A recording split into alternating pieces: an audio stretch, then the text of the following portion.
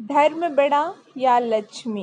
पौराणिक कथा। एक बार धर्म व लक्ष्मी में बात ही बात में बहस होने लगी। धर्म बोला, मैं बड़ा हूँ, मेरे बिना सब कुछ बेकार। लक्ष्मी माता बोली, मेरे बिना सब बेकार, न खाना न सुख शांति, कुछ भी नहीं। अपने अपने को बड़ा बता रहे थे। जब कोई निर्णय नहीं निकला तो दोनों देवताओं के राजा इंद्र के पास गए। बोले, आप हमारा फैसला कर दो। इंद्र ने कहा, बात क्या है? धर्म बोले, मैं बड़ा हूँ। लक्ष्मी माता बोली, मैं बड़ी हूँ।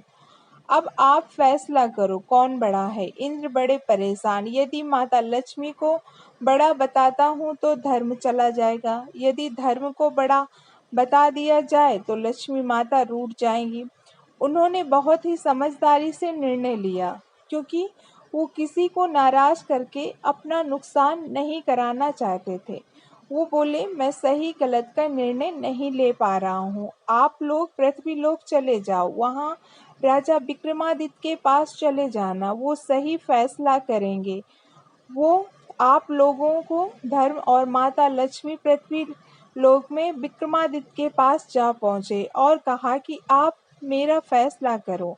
धर्म बोला, हम दोनों में कौन बड़ा है, मैं या लक्ष्मी? दोनों ने अपनी अपनी बात कही। लक्ष्मी माता बोली, मुझसे सब कुछ है, धन वैभव सुख समृद्धि। धर्म बोला, मुझसे सब कुछ होता है, मैं धर्म हूँ। विक्रमादित्य ने सोचा, फैसला कठिन है।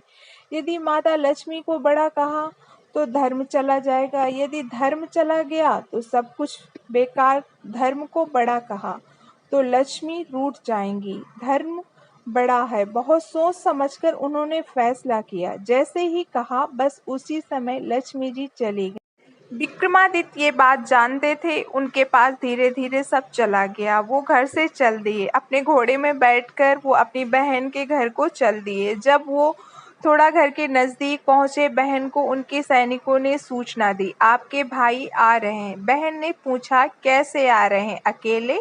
वो फटे हाल, उन्हें अस्तबल में ठहराया जाए। उनको अस्तबल में ठहरा दिया गया। उनको खाने के लिए चोकर की रोटी भिजवाई। जब उन्होंने देखा तो रोटी को प्रणाम कर वहीं गाड़ दी। मैं वापस में आकर ले लूंगा माता, आपको प्रणाम। और वहां से चल दिए। कुछ दिनों बाद वो अपने मित्र के घर पहुंचे। उनका बहुत स्वागत सत्कार किया। जिस स्थान पर उनको खाना खिलाया गया, उस जगह पर मित्र की पत्नी का 9 लखा हार खूंटी पर टंगा था। देखते ही देखते खूंटी हार लीलने लगी। मित्र की पत्नी ने खूंटी में हार न देखा, कहा, इन्होंने मेरा हार लिया है। उन्होंने अपनी पत्नी को बहुत समझाया, लेकिन वो नहीं मानी। विक्रमादित्य ने सफाई नहीं दी, उसी समय वहां से चल दिए। चलते चलते दूसरे शहर पहुंचे। इतने ज्यादा थक चुके थे कि एक पेड़ के नीचे विश्राम करने लगे। ठंडी ठंडी हवा चल रही थी। उनको नींद आ गई। उधर चोर राजा के खजाने से चोरी कर भाग रहा था। राजा के सिपाही चोर का पीछा कर रहे थे। सिपाही के डर से चोर चोरी का सामान वहीं पेड़ के नीचे रख कर भाग गए। सिपाही पीछा करते हुए उसी पेड़ के पास पहुंचे। चोरी का सामान वहां पर रखा देख उन्हें चोर समझ राजा के समक्ष पेश किया। राजा ने कहा कि इसके हाथ पैर दोनों काट कर बीच चौराहे पे डाल दो। जो भी गुजरे 5-5 जूते इसको मारे। जो भी गुजरता सब उसको जूते मारते। एक दिन तेली वहां से निकला। उसने कहा, भाई मुझे थोड़ा तेल दे दो, मुझे मक्खी काट रही है, तेल लगा दो। तेली बोला, मैंने जूते नहीं मारे, ये क्या कम बात नहीं है? तुम्हें तेल देने से क्या मेरा तेल बढ़ जाएगा? फिर कुछ सोच कर तेल घाव में लगा दिया और चला गया। उस दिन खूब बिक्री हुई। तेल ज्यों का त्यों बना रहा। वो बहुत खुश हुआ। घर आने पर पत्नी बोली, आज बहुत ज्यादा खुश हो, क्या बात है? उसने सारी बात बताई। उसने कहा, अपने बच्चे नहीं हैं, उसे हम घर ले आएंगे, उसकी सेवा करेंगे। तेली फौरन राजा के पास गया। कहा, राजा जी, मेरे संतान नहीं है, हम उसको घर ले जाना चाहते हैं। राजा को उसकी कोई जरूरत नहीं थी। उन्होंने कहा, ले जाओ। तेली उसको अपने घर ले आए। अपने बच्चे की तरह प्यार करते व सेवा करने लगे। उनके दिन अच्छे से गुजरने लगे। राजा की एक बेटी थी जो बहुत ही बुद्धिमता थी। वो रात में सो जाने पर दीपक राग गाती थी। दीप प्रज्वलित करती थी, फिर बुझा देती। लेकिन थोड़ी सी देर में दीपक जल जाते। वो सोचती ये कैसे हो गया। दूसरे दिन राजकुमारी ने दीपक जलाए। कुछ समय के बाद दीपक बुझा दिया। कुछ समय पश्चात फिर जल उठे। उसने सोचा यहाँ कहीं विक्रमादित्य हैं, क्योंकि उनके सिवा दीपक राग कोई नहीं जानता। दूसरे दिन राजकुमारी ने राजा से कहा, पिताजी मुझे 100 घड़े तेल चाहिए। राजा ने तेली के घर सूचना भेजी। तेली परेशान हो गया। 100 घड़े तेल नामुमकिन है। विक्रमादित्य बोले, हो जाएगा, परेशान न हो, मैं कर लूंगा। आप लोग आराम से सो जाओ, सब हो जाएगा। दूसरे दिन सुबह तेली हैरान हो गया, क्योंकि 100 घड़े तेल रखा था। राजकुमारी बोली, पिताजी सब जगह मेरे स्वयंवर की सूचना भिजवा दीजिए। राजा ने वैसे ही किया। इधर विक्रमादित्य ने कहा, मुझे भी जाना है। तेली बोला, बेटा कैसे जा सकते हो, राजा बहुत नाराज हो जाएंगे। जब विक्रमादित्य नहीं माने तब तेली ने तेल भिजवाने के बाद तैयार कर उसको वहां ले जाकर बैठा दिया। राजकुमारी माला लेकर सब जगह देखती हुई घूमती वहीं पहुंच गई। सब लोग बोले, राजकुमारी की तबीयत खराब है।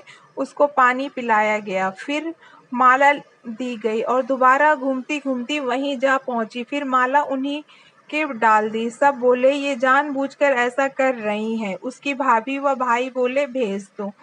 वो खुशी खुशी उनके घर चली गई, लेकिन उनके घर आराम से रहने लगी। विक्रमादित्य ने कहा, अपने घर जाओ, उनसे कहना मेरे पति को एक दिन हिरण का मांस खाना है।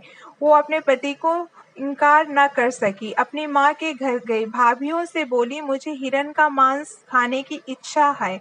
भाभियां बोली, किसी अच्छे आदमी से शादी करनी थी। बगैर कुछ बोले वहां से चली आई। जो वहां हुआ वो सब कह सुनाया। फिर वहां जाओ।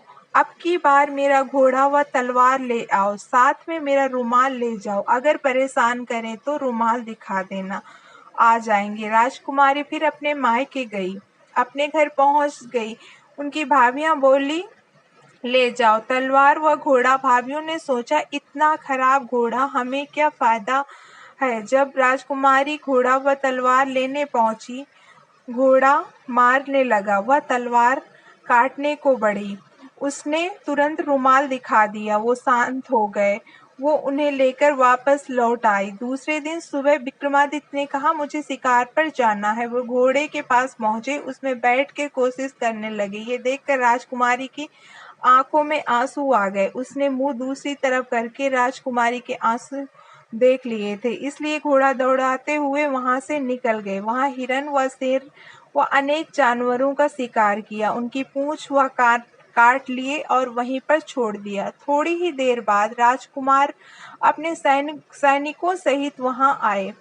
शेर, हिरन व अन्य जानवरों के शिकार के शव देखकर खुश हुए। शिकारी को धन्यवाद दिया।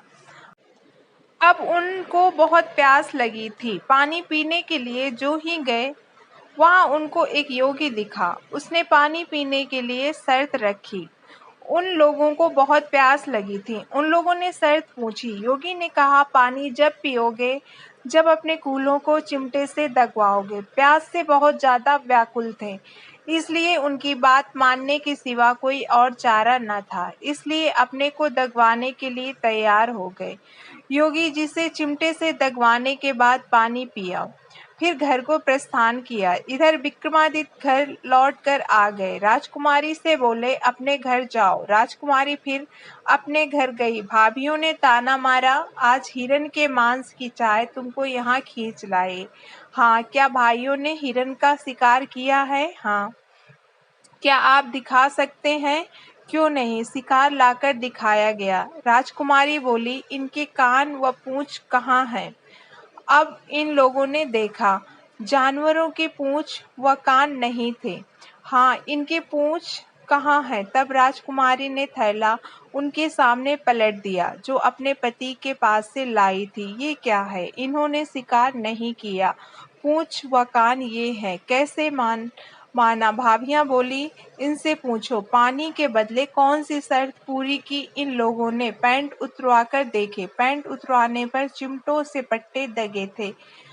क्या वो? हाँ।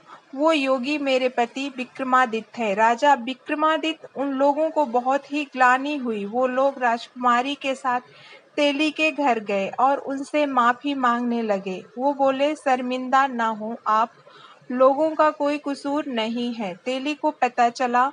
वो बोला, मुझे मालूम नहीं था। आप परेशान ना हो, आप मेरे धर्म पिता व धर्म माता हो। आप लोगों को परेशान होने की जरूरत नहीं है। आप मेरे धर्म के माता पिता हैं। फिर सबसे विदा ली और चल दिए। वहां से चलने के बाद अपने उसी मित्र के यहाँ पहुंचे। मित्र ने स्वागत किया। जब उनको खाना खिलाने के लिए उसी कमरे में बैठाया गया जहां पर खूंटी हार निकल गई थी। जो ही उन्होंने खाना शुरू किया, वैसे वैसे खूंटी हार बाहर निकालती जाती। खाना खत्म होते होते खूंटी से हार बाहर आ गया। रानी बड़ी शर्मिंदा हुई और बार बार माफी मांगने लगी। माफी मत मांगिए। उनसे विदा लेकर अपनी बहन के घर को निकले। सैनिकों ने बताया कि आपके भाई आ रहे हैं। कैसे आ रहे हैं? सैनिक, अच्छा, उनको महल में ठहराया जाए। विक्रमादित्य बोले, बहन मैं वहीं रुकूंगा जहाँ मैं रुका था। भाई मुझे माफ कर दो। बहन तुम्हारी कोई गलती नहीं है। जो ही रोटी धरती से निकाली, लक्ष्मी माँ प्रकट हो गईं और उन्हें आशीर्वाद दिया। सदैव खुश रहो, तुम्हारी जीत हुई, धर्म की जय हो। दोस्तों, आपको ये कहानी